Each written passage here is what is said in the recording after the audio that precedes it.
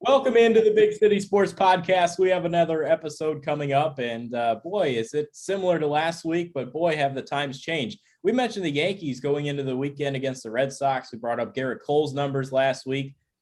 It didn't really happen. The Yankees took control of that series, went into Fenway, swept the series, big part in Giancarlo Stanton. But the Yankees have a big stretch coming up. We'll get into some football reactions to week 3 and everything else that entails there. But outside of that, Swig, how you doing? I'm doing pretty well, man. We got a lot to talk about. It's the same teams as last week, but a lot's changed. Well, mostly with baseball, a lot's changed. The others, football is going to be a theme of not a lot of points scored this week, but we'll get into that later. You mean But I'm doing pretty well. I finally got my prescription filled for chlamydia, so I got that to look forward to. Starting to clear up a little bit, so hopefully soon enough people will be able to come over freely again and not leave with a disease. We'll see how that goes. Yeah, hopefully it doesn't leave a rash. That'd really be a bad one right there. But looking at it, going back to that whole thing, talking about the not a lot of points being scored in football this week. I mean, that's frankly this year. I mean, all 3 of our football teams are horrible. Like they make me puke. But there are teams. It's what we talk about here. But lucky for us, we do that last today. So let's dive into the Yankees. Mentioned the series in Boston. That's a big series to take. They kicked off this one here with a win against Toronto. That's a big victory in game 1. They did end up dropping game 2 today with the final score of 6-5.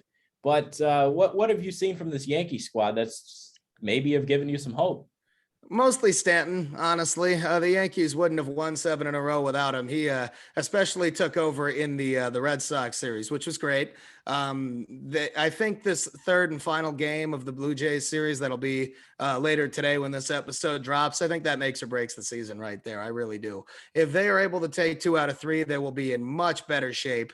Because if they don't, they're only going to be 1 game ahead of both Toronto and most likely Seattle the way they're going. And Toronto gets Baltimore, Seattle gets the Angels, and the Yankees get the Rays. So, I mean, the Yankees, of course, if they lose and then sweep the Rays, they're still in, but how likely is that to happen? I don't see it. I know the Rays did just clinch home field, and they're not going to get any more than that because the Dodgers and Giants are still both going to have better records than them in the National League. But they're still not just going to sit there and let the Yankees sweep them before a possible rematch in the ALDS. So the Yankees control their own fate. The 7-game winning streak definitely helped them, but by no means does it secure their playoff spot.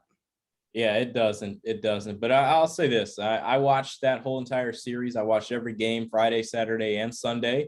And like I said, I like watching good baseball this time of year. Yankees, Red Sox, nothing better. A couple night games involved there. I've been watching Braves, Phillies this week. Like good, close divisional matchups is what I like to see late in the year, battling for that last spot. So it's really good there for the Yankees to come out on top in that Boston series. I agree with your point there about week 3 or the game 3 of the series that plays when this episode drops that night. It should be a great game between the Yankees and the Blue Jays. I mean, that's going to be a big one. It's actually at 4:00 tomorrow. I don't know why I said nighttime, but same thing. That's going to be a big series. The bats came alive. It looked like, especially Giancarlo Stanton. I did not fare well in my bets that have been placed this weekend because I was with you. I thought the Red Sox would pull it out, but that's how it goes. But I am excited about this Yankee squad. I think they are. I know you're not going to like these words, but I think they're a lock for the playoffs. Yeah, don't say that. Just don't say it until it actually happens. They have the first wild card spot at the moment, but the Red Sox get Baltimore. Now they did lose 1 game to Baltimore. I will be surprised if they lose another game this season. I hope they do, obviously. But even if the Red Sox do lose a couple games, that won't clinch a spot either because the Blue Jays and Mariners are right there. Oakland's about to be eliminated, but that still leaves 3 teams, and the Yankees would have to finish ahead of at least 2 of them to make a spot. So it's really important there. The with the 7 game winning streak, I kind of had a feeling they were going to lose a game here. I was hoping they would take the first 2 against Toronto and then maybe drop the third one, just because they would have already locked up the series at that point. But the game today, they definitely had chances to win. And the play that I'm going to stick on is definitely, it was in the 5th inning. The Yankees got it. Cole didn't pitch very well. They were down 4-0. Yankees scored 2 in the 5th to get back in it. Needed a shutdown inning, and Springer pops one up, and Urshela and Gallo let it fall between them, which immediately pissed me off. The next batter hit a fly ball to right, where Springer advanced to third, and the Yankees bring the infield in, and Guerrero hits a ground ball that would have been an out with the infield back, but ended up being a double with it in. That run made it 5-2. And when Bo Bichette causes the Yankees more problems than anyone else on the team, he hit with the winning home run. But if you look at everything else, I think it should have tied the game. It shouldn't have won the game. Could we have lost in extra innings or the bottom of the ninth? Sure. But it's just unforced errors like that are going to infuriate me more than anything else. And Gallo, who hasn't been hitting very well, comes in. He's supposed to be a plus fielder, and he's had 2 pretty bad fuck ups in 3 days. It's going to make me lose patience quick, especially in the middle of a pennant race. You got to focus.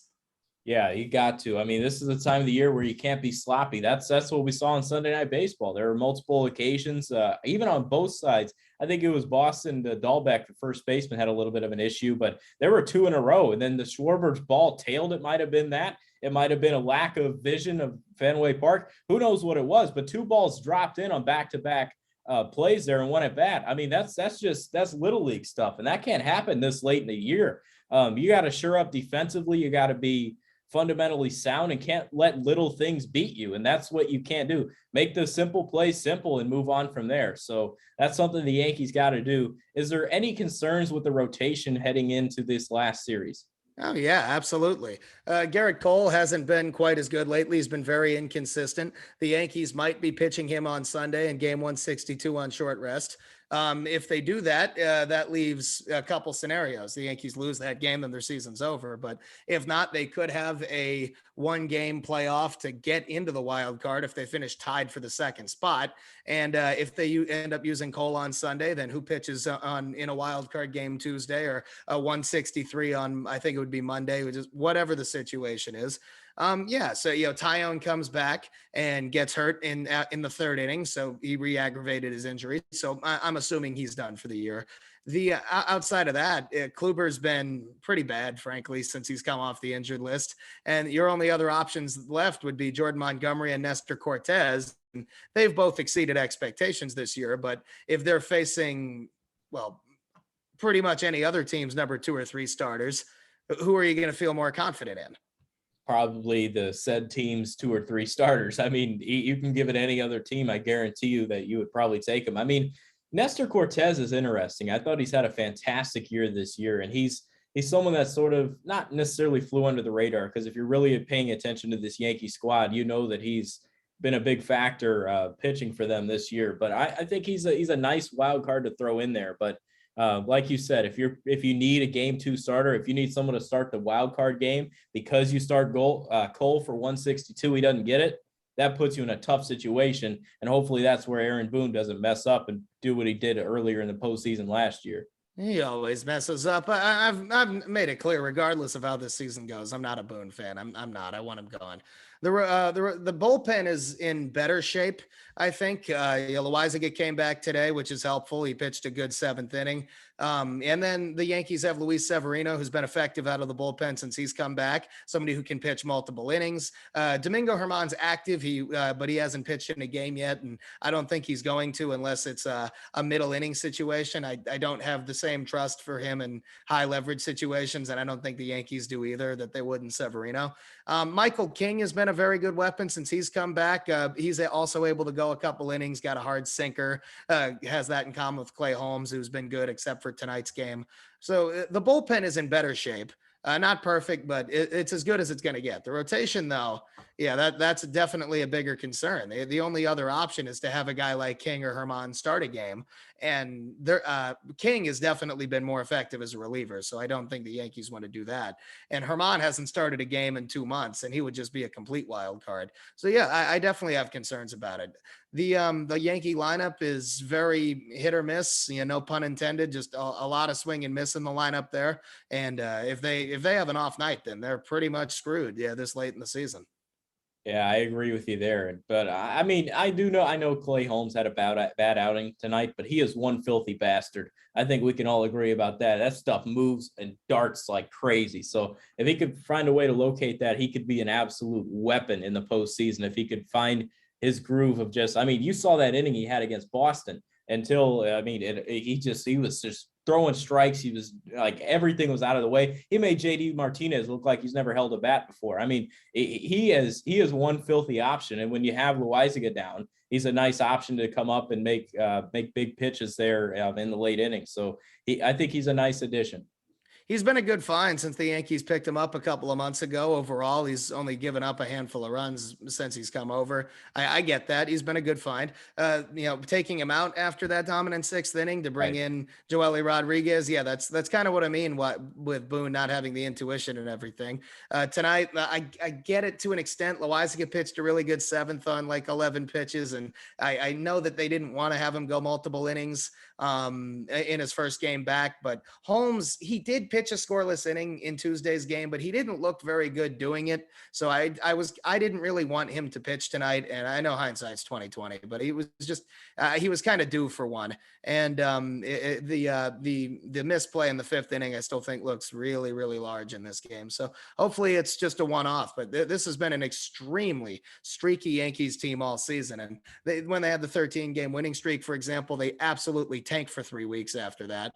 If this is a similarly dramatic turn, they're fucked. Yeah, they are. They are. But if you're a Yankees fan watching at home, if you want to check out the scoreboards, if you need a scoreboard watch, if your team is losing or whatever, keep an eye on Seattle. Keep an eye on Toronto. Obviously, you play them Thursday, but after that, you need to keep a close eye on Toronto, Seattle, Oakland if they pull it out here this evening. Obviously, we're still recording on Wednesday night, so the score is 0-0 in the fifth last I looked.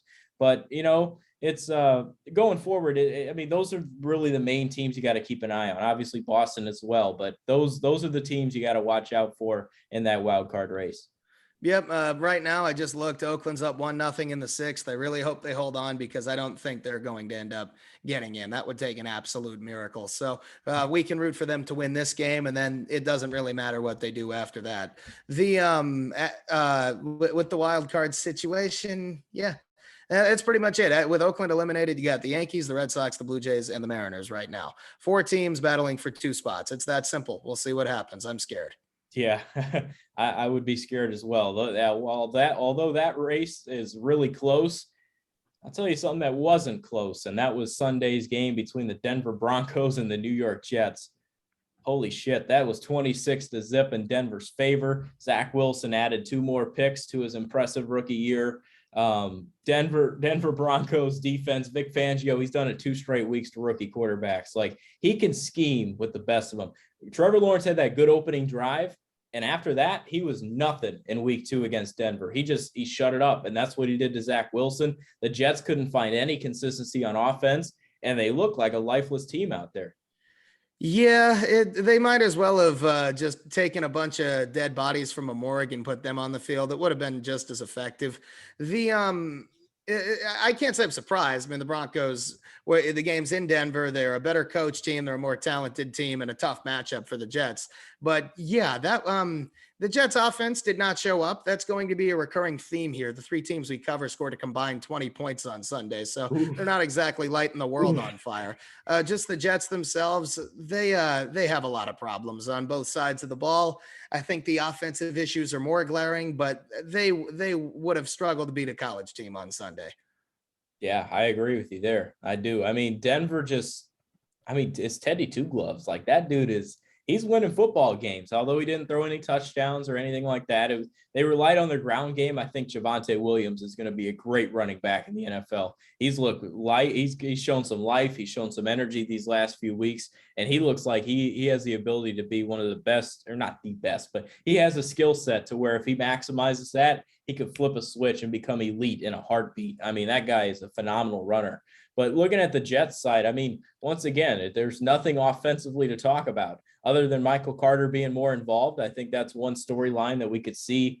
I said I want Ty Johnson to not get a lot of carries and Michael Carter to get him. Well, he outcarried him. Michael Carter outcarried Ty Johnson 9-3. So although it might have been a little scripted there, I think Michael Carter should have a bigger role on this offense. I think part of that is also the Jets clearly value Ty Johnson in the passing game. And he's a talented receiving back, but there's a big flaw there where the Jets are leaning into one of their own weaknesses. In addition to their offensive line, Ty Johnson might be the worst pass blocking back in the NFL. So he's not doing Zach Wilson or the Jets any favors there if you have to keep him in to try to pick up a late blitzer or anything like that. He might have some skills just catching the ball, but even that is not, I wouldn't call him elite. Nobody's going to confuse him for a Danny Woodhead or James White out there or something like that. He's a decent receiving back, but they also designed a 4th and 1 play to him in the fourth quarter where he dropped the pass. And I thought it was a weird play call, but I like Carter more overall. But if the Jets value him in the passing game and he can't block, you're not doing yourself any favors there. Not that they need to defeat themselves, but they're just playing into their own weaknesses. Yeah, I mean that this offense is a joke. I mean, it's still a work in progress. They're still a young team. It's a tough atmosphere, tough football team with Denver there. But then again, hopefully we can see some improvement next week. But I want to touch on the defensive side. I gave Quinnen Williams a big rap, big. I beat him up these last few weeks. I'd say he didn't have a lot on the stat sheet. He got 1.5 sacks in the game against Denver. So that's an improvement on the defensive line. He's still a very young, talented player. It was great to see him finally bounce back and finally get that first good game under his belt this season. Well, I think there's a couple things there. I mean, to me, Williams is definitely the best player on the Jets defense. With the only one you can kind of argue right now would be Marcus May, who got hurt and is going to miss a month. But Williams is that really young, talented guy, 3rd overall pick, invested in him. The thing is, with Robert Saleh's defense and everything, the Jets were going to really rely on being able to generate pressure with 4 rushers. Carl Lawson gets hurt in the preseason, and it becomes a lot less likely that that's going to happen. And they haven't really been able to do that. If they're rushing 4, teams have 5 offensive linemen. I saw an article on I think it was Gangrene, an SB Nation thing for the Jets, that basically summed it up. But it said, yeah, if you're rushing 4 and teams have 5 offensive linemen, then they can double a player, and they're going to be doubling Quinnen Williams in that situation. So for the Jets to be able to get him in more one-on-one situations, they have to blitz. It's the only way that they're going to be able to do that. They blitzed more basically out of necessity, and that helped open up things for Quinnen Williams, who took advantage. At the same time, it also exposed their secondary, which only took another hit with Marcus May getting injured. It's a double-edged sword right there. So he was more effective. He's a good player. If he faces less double teams, he will make plays, but he can only do so much.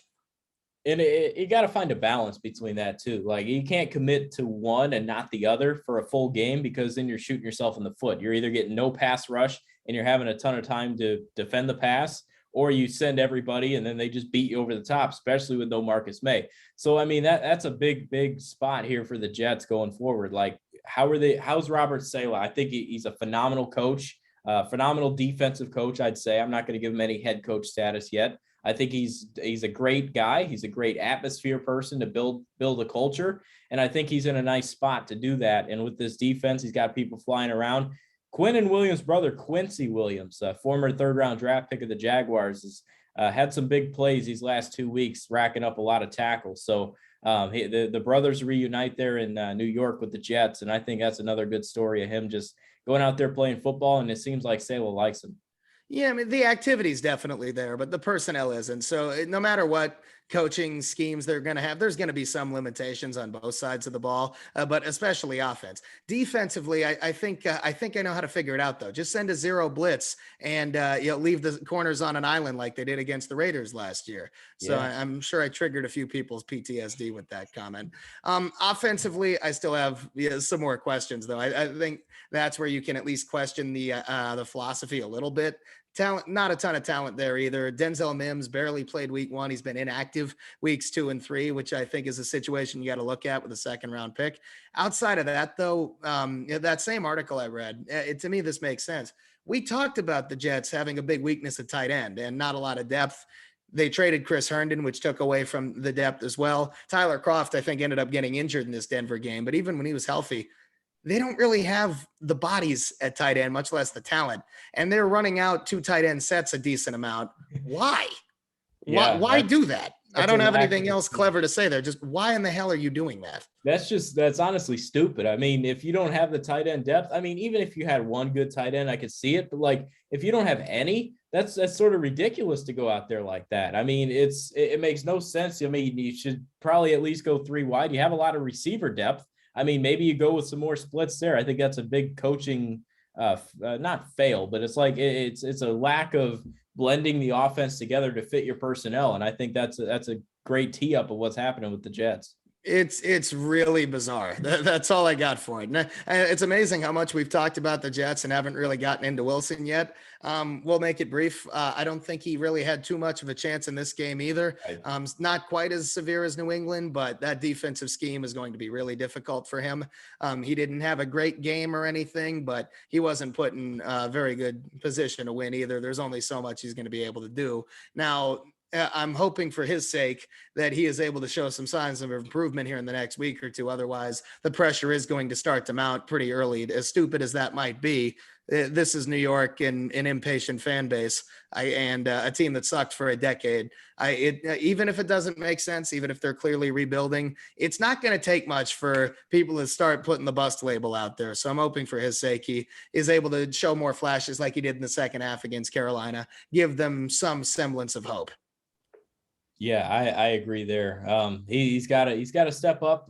This is a big game coming up against the Titans. I mean, the Titans are a great football team. Their defense is pretty bad, but I mean, they've been improving these last few weeks. Granted, one of them was against Indianapolis, but that's neither here nor there. Looking at the Jets, I mean, this is a big game at home, coming back now. And I'll do the predictions, but I also want to know how many touchdowns, how many interceptions for Zach Wilson in this game. I'm going to go 1 touchdown, 1 interception. Okay. And right, I should probably predict the score. I'm going to go. I think it's going to be closer. The Titans might be missing Julio Jones and AJ Brown. I'm going to go 24-14. 24-14. Titans. I think it's a Derrick Henry day. I think he's going to go wild in this one. I think they win with a final score of 31-17. Zach Wilson throws 1 touchdown, 2 picks. That's where I think he sits. It'll get about 200 yards too. So I think it's a decent day for a rookie quarterback against a good team. I could see it. Maybe this is the game where Bud Dupree finally does something for the Titans. He's been pretty quiet so far. Yeah, he has been very, very quiet. But let's get into the New York Giants. Damage. New York Giants. There was a hot topic last week. A lot of fanfare in your favor there with your comments of everything in between. I mean, there was laughter, there was reality, especially when you talk about your chlamydia. I mean, everything was going on in that scenario. So I'm just going to give you the floor. What were your takeaways from this Falcons game? Well, my first takeaway is I told you we were going to lose. That was the easiest $50 I've ever made. Now, I'm also pissed off that I won that $50 because I shouldn't have. This is a team that, as flawed as the approach was, tried to convince themselves that the activity they had in the offseason was going to help them win games. What games are you going to win, guys? If this was the quote unquote easy part of the schedule and you piss away games that you shouldn't have, especially against Washington and Atlanta, who the fuck are you going to beat? I mean, what patience do you expect us to have? I'm not surprised that the Washington game was more, I guess, heartbreaking. This one was more just annoying as fuck, but also extremely predictable because it's the same shit that's been plaguing the Giants for almost a decade. They can't score. They're too conservatives. They don't have the balls to go for it and force the issue. They play not to lose and it doesn't work. So what is the fucking point? And defensively, while they only gave up 17 points, they also can't fucking stop a nosebleed in the 2-minute drill. They gave up a touchdown at the end of both halves. They only forced one turnover in the game. And my least favorite player on the Giants came back and is pissed off everyone else too. Evan Ingram gets 2 touches. He loses a fumble on the second one, and it gets so bad where he gets cheered every time he runs off to the sideline. And honestly, I get it. I lost my patience with him last year. This is year 5. I can't stand him anymore. Fuck trading him, cut him. I don't want to see him take another snap. He's just not worth it. But put Caden Smith on the field instead. He'll be better. But you have this bullshit where you only score 14 points when you have 10 days to prepare for a Falcons team that gave up 80 in the first 2 games and didn't have AJ Terrell. If you can't score 20, at least in that game, who the fuck are you going to beat with your offense? I mean, Jesus Christ, man. It's just ridiculous. And if you're not going to win any of those games, our next 7 games are some order of the fucking Saints, Cowboys, Rams, Panthers, Chiefs, Buccaneers, and Raiders. Where's the win in that stretch? Congratulations, you're 0-10. Damn. You make some good points. I mean, you've talked about the lack of balls from Jason Garrett. He doesn't possess the cojones to go for it in situations of, I mean, it's not just him, but I mean, it's his offense. It's not getting down the field. You got so much time here. It's a Thursday night game. You got time to prep. It's Atlanta. This is a lock for the Giants. It should have been a lock, but their offense cannot move. I do think it was a nice improvement from Saquon Barkley, though. If there's one thing to highlight there, I still think he's awful in pass protection, but he caught the ball out of the backfield well. He scored a touchdown. He ran well. I thought Barkley looked pretty solid last week. So I think he's trending in the right direction there, but they keep running the ball with Daniel Jones, which makes sense because he's got the legs, but you got to find a way to start converting with some passes too. And once again, Sterling Shepard got injured. Okay, so many things. Yeah, Barkley's been looking better each week. Fine. Daniel Jones has 1 turnover in 3 games total, and the Giants are 0-3. I mean, what the fuck, guys? So he's far from a perfect quarterback. There are 2 things that he does extremely well. That would be his touch on deep balls and also run the zone read. The Giants at least ran a few of those concepts in the Washington game. In this Atlanta game, 1 deep ball, 0 zone reads. What the hell are you doing? You're not playing to the strengths that Daniel Jones does have. You're not going for it on 4th down again. I still think the thing that pissed me off more than anything else in this game was in the second half. Giants got the ball to start. They had a 4th and 4 from the Atlanta 39. And they punted. I hate that. I hate it so much in any game. The Giants are not good enough to play passively like that. They're not going to win games like this. I don't understand the Joe Judge and Jason Garrett approach of let's just hope we can win a 17-14 kind of game.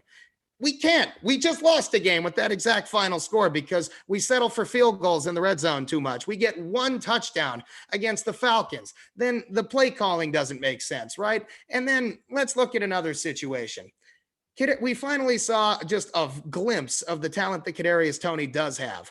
He showed his ability to make people miss on the 2 catches he made in this game, and he now finally has more wide receiving yards than we do. That's great. In a game where both Sterling Shepard and Darius Slayton get hurt early, and Galladay was on and off the field, why the fuck is Colin Johnson your leading wide receiver? Why the Giants clearly have no idea how to use Kadarius Toney, and that was my biggest fear from the start. I didn't love the pick, didn't love the player, but I also knew for a fact that Jason Garrett wasn't going to use him correctly. And if there was a game where he should have been able to do something, it's a game against the Falcons secondary missing Terrell, and a game where Shepard and Slayton both get hurt and miss at least half the game. If you can't make an impact, then I don't see him making an impact in this offense, regardless of his talent. I just don't think the Giants are going to know how to use him. Galladay hasn't been much of a factor. Ingram sucks. The offensive line continues to be bad. And despite the fact that Jones really hasn't lost you any games yet, he's not really the quarterback that's going to elevate you either. The defense, I mean, there's some big plays there that they didn't make. Again, couldn't stop a 3rd down conversion. The 1 long drive in the second half. Adoree Jackson drops an interception in the end zone that would have kept points off the board. It's just so many fucking things, but I'm going to harp more on the offense because it's just so predictable and stale. And with the same coordinator, the same head coach, I think Judge deserves some criticism too at this point. You don't see the discipline, you don't see the impact on special teams. That 4th and 4 they punted, yeah, they pinned him at the 5, and the Falcons did punt, but the Giants also couldn't flip the field and score after that. So why bother? Just the only game that he's been aggressive was the Cleveland game last year on Sunday Night Football with Colt McCoy. And Yeah. that's a really weird time to be aggressive, man. I've soured on him pretty quick. I don't think he has the balls or the intuition to make plays happen for you. He's got he's got to show some testicular fortitude out there. That's something he needs to play. That's something he needs to coach with. I mean, for sure. You look at it's one thing to sit here and realize, okay, we're going to punt from the 39 on a 4th and 4, right, in a close game. It's another thing realizing, hey, the Falcons' offense is better than the Falcons' defense. That's a fact. I mean, the Falcons, they're a team that's offense, it basically leads them to wherever they end up, probably 5 wins, whatever it is. It's their offense that wins them games. It's not their defense. So their defense is bad. On a 4th and 4 at your 39, you got to go for it every day of the week. I mean, it's just ridiculous. I would have been pissed. I was pissed. I still am pissed. And I'm just going to say straight up to everyone involved, stop being such a pussy if you want to have any chance of winning these games. You have to be bold and make things happen if you're going to win. Even if they were able to luck themselves into winning one of these games, I still think the logic behind it would be extremely flawed. I don't know how heads didn't roll after this. There was supposed to be change in this game. I know Blake Martinez tore his ACL on defense, and that doesn't help the situation because Tay Crowder is going to be your middle linebacker now. But as annoying as the defense was in the 2-minute drill, it's hard to make the argument they lost you the game. I think it was definitely more the offense. No matter how fair you think that criticism is. I mean, what else? What else is you win games by putting more points on the scoreboard than the other team. And what game are the Giants going to be able to do that if they keep willingly pissing away opportunities where they might be able to put points on the board? That's literally the objective of football. So I cannot get on board with the philosophy. Wide receiver John Ross is going to be coming back for this game. Get ready to see the fastest hitch routes you'll ever see. It's going to be mind-numbingly stupid how they use him too. What else can you expect here? So, it made me look forward to the sweet relief of death last week. That definitely hasn't subsided. They're going to put all this fucking fan into an early grave because it's been a long decade and it's not going to get it better anytime soon. I hear you.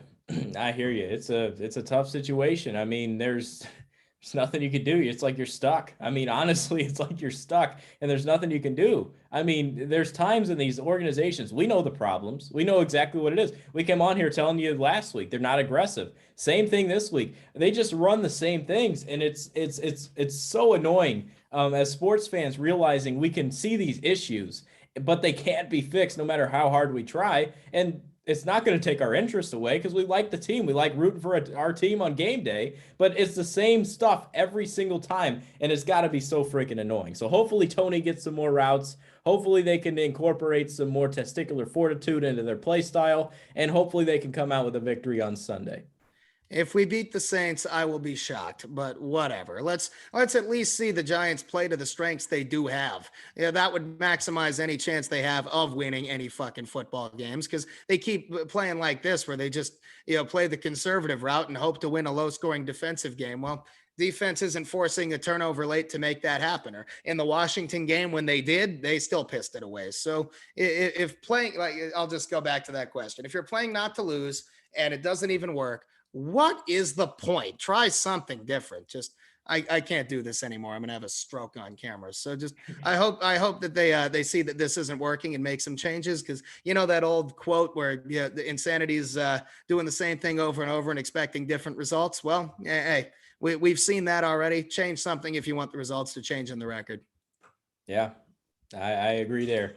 Let's get into the record prediction. Or not the record prediction, but the game prediction here against the Saints. Before that, I do want to say on my computer it says 10 a.m. So apparently my computer is in California time. It's actually at 1 p.m. So going back to the Yankees thing earlier that I said at 4, that game's at 7:05. So I messed up on that one. So apparently my computer just decided to switch on over to Pacific time for some dumb reason. Anyway, kickoff at 1 o'clock against the Saints. What's the final score? This is going to get ugly. This is going to get really, really ugly season long. I think the Giants might hang around for a bit in this game. And when they inevitably lose it, Dallas is going to be a nightmare. I'm going to go, it's going to 31-14 Saints. It's going to get worse after that. Trust me, I've seen this before. And I'm revising my season record prediction. I'm going 2-15. 2-15. This is going to get really ugly. Okay. Okay. I'm not going to revise my 7 wins. Yeah, I'm gonna stay true to those words and hopefully something turns around late. But here in this game, I obviously have the Saints taking this one. I was thinking around the lines of 33-16. That's a similar margin to what you had. I'm going to say 30-16, 30-16.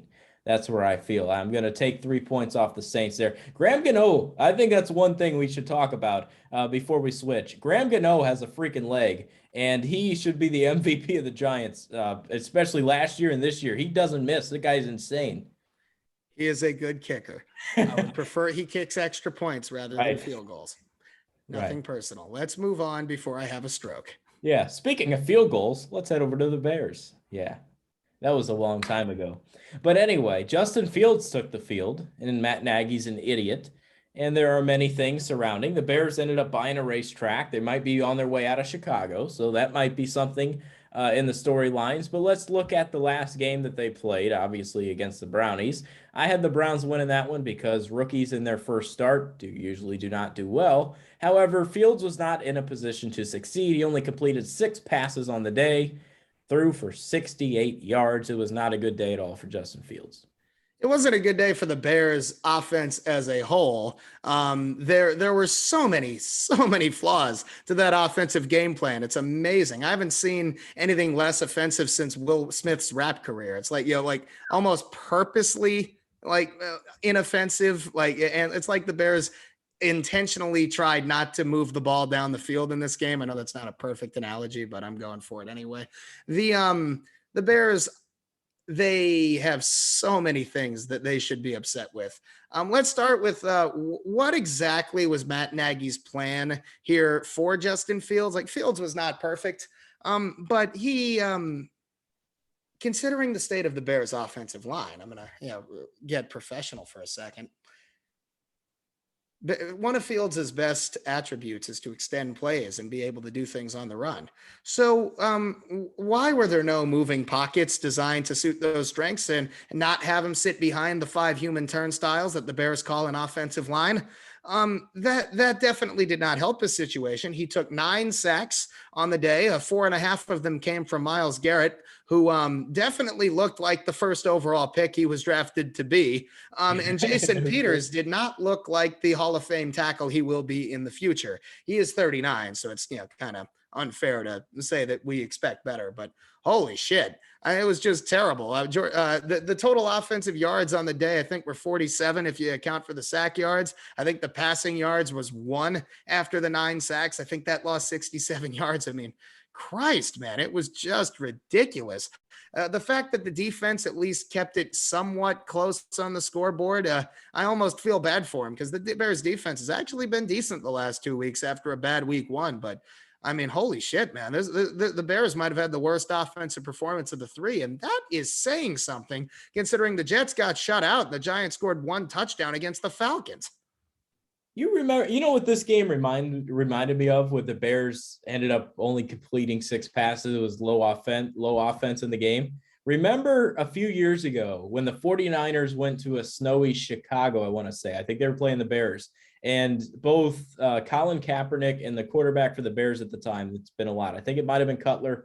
I can't remember, but there was not a pass completed until like the 2-minute warning in the first half. I mean, it was ridiculous of how nobody was catching the ball. That's sort of what this reminded me of. The Bears not being able to move the ball at all. David Montgomery still had an efficient day. He didn't get a lot of touches, but he had an efficient day. I don't know why he only touched the ball 10 times. I mean, if the Bears just make me scratch my head, dude. I mean, honestly, I cannot think. Matt Nagy's supposed to be this offensive guru, and he doesn't look like anything. Like, this dude is a product of coaches being better than him on a weekly basis. And it's getting to the point where Bears fans are fed up. Yeah, I mean, most of them were fed up a long time before now, but yeah, I just look what's happened since the debacle that was Sunday's game.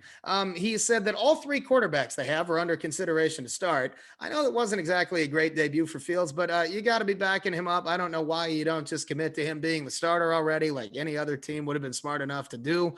Outside of that, he hasn't even said who's going to be calling the plays. He admitted the criticism against him was fair, but what competitive advantage does it say that you're going to be calling plays or Bill Lazor's going to be calling plays? I mean, just drop the ego already. You're not helping yourself or your team. You're pissing the fuck off the fan base, and I get why. It's just infuriating. It's similar to the Giants thing. They're definitely not playing to the strengths that the Bears do have or that Justin Fields has. It's really, really stupid. They do get the Lions this week, who got screwed over again and had another loss that they were the only team they could have. So the Bears might be 2-2 after this week, but it's also going to be one of the weakest 2-2 records you could possibly have. There were two things that the Bears off reminded me of. You brought up the one game. I'm going to connect the two things to the other teams we cover. One was a Jets game about 10 years ago where they played the Cardinals, and the final score was 7-6 because the quarterbacks were Sanchez for the Jets, who got benched for Greg McElroy, and Ryan Lindley for the Arizona Cardinals. And it was one of the worst offensive games I've ever seen from that standpoint. The other thing, connecting it to the Giants, the Bears' offensive line looked awful. And one of the last times I had fun as a Giants fan was a game against the Bears in 2010 on Sunday Night Football, where the Giants had 10 sacks in the game and knocked out both Cutler and Todd Collins, and were playing the third string quarterback by the end. I don't think the offensive line has played this poorly for the Bears since that game in 2010. It reminded me of that.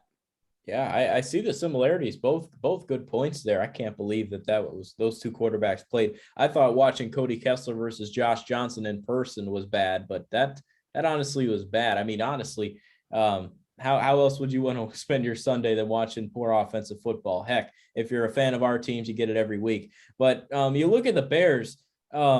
This is a joke. You know, you mentioned showing some. Don't want to overuse it, but like. You got to be confident in your press conference. You can spill information. Like, look at first-year head coach David Culley right here with the Texans. The second he steps up to the podium on a Monday, it's the first press conference he gets of the week. He steps up there. Before you guys ask me any questions, Deshaun is inactive for Thursday. Perfect. Sets the mood, gets it out of there. If Nagy just goes up to the podium, Fields is our starter. There you go. That's all you got to say. You don't got to say this or that. I mean, it doesn't derail any confidence. Is Dalton going to feel anything? Because he's already hurt. Foles knows that he's a practice squad guy. He's making bank. He doesn't care. Like, just honestly, just name the guy. The only thing you're doing is hurting his confidence, and you're giving Foles and Dalton a false sense of hope. I think what he tried to do there is make Fields look as bad as possible so he can bring Dalton back clear as day when he's healthy. I mean, if that's really what he's doing, he should have been fired 2 years ago. I think you can definitely criticize Ryan Pace as well. Like, Nagy's not the only reason the Bears are in trouble here. Flawed roster, especially on offense. Their salary cap situation isn't great here going forward. Real quick, if there were any bright spots, I think we can look on the defensive side. Roquan Smith is looking really, really good. Jalen Johnson is looking really solid in the secondary. He's been a bright spot at the corner position, really justifying that second-round pick. I did like that one.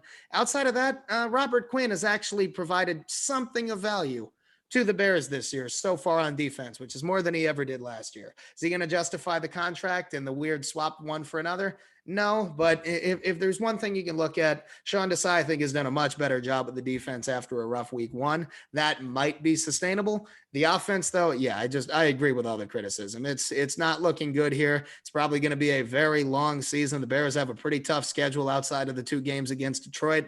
It could and probably will get really, really ugly.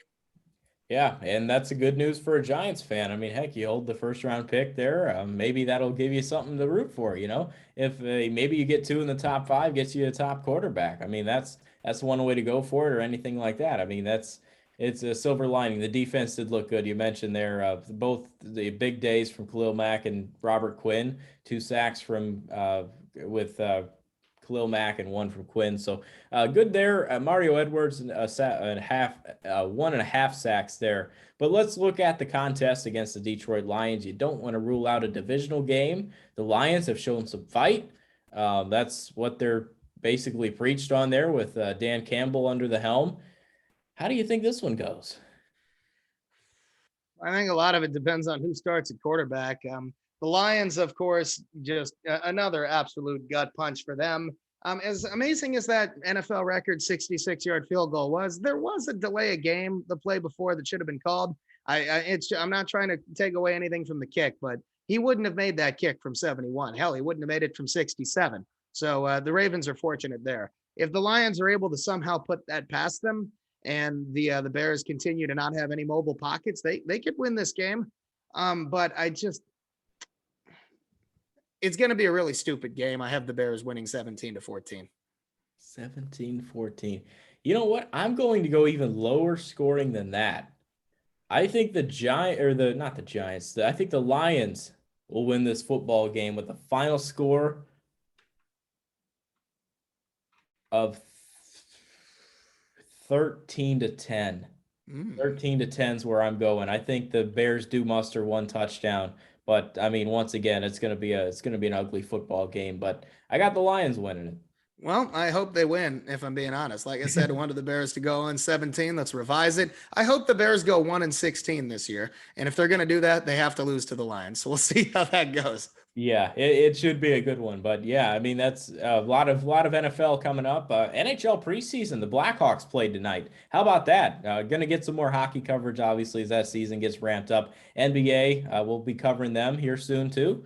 I mean, there's a lot coming up here on the Big City Sports Podcast. Football, baseball, playoff baseball. We'll see the White Sox. We haven't talked about them in a while. They're actually clinched a playoff spot. We'll get to them once the playoffs start rolling, get some ALDS matchups going and all that good stuff. But be sure to check us out on Spotify, Apple Podcasts, YouTube, all that good stuff. Leave a like, leave a subscribe, leave a review. Give us 5 stars if you think that we are worth it, and leave a comment for all that good stuff. But until next time, for Swig, I'm Dylan Kearns. This has been the Big City Sports Podcast.